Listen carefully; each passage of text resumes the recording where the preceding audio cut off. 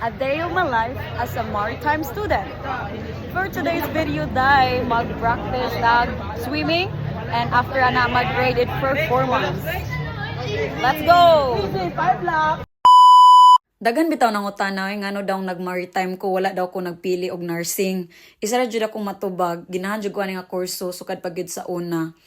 Amo ang mga instructor naga-share gyud na sila unsa kalisod ang pamarko. Unya diri pod sa UC, gamay lang daw ang mga babae sa una pero karon daghan na jud kayo mi. Unya napoy nangutana if okay ra ba daw dili ka bang mulangoy. Damn if si Sir Alpiching mo instructor makaton jud ka. Plus to be honest, lingaw kayang maritime ang mga classmate nimo, imong mga instructor nga tabangan jud ka para makaton.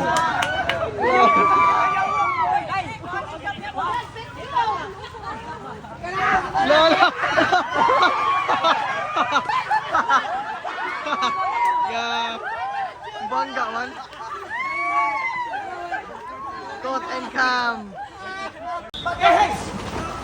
Yeah.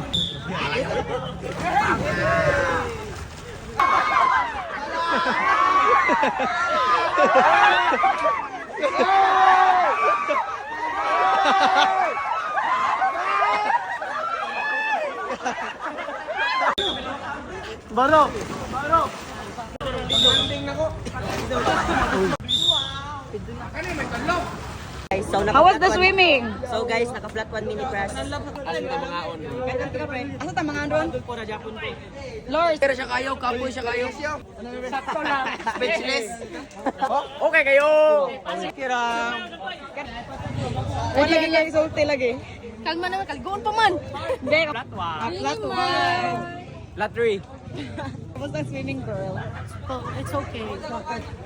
Mauday niya mong swimming pool sa UCMTC guys, and after ana muli na mi kay mo na among last subject.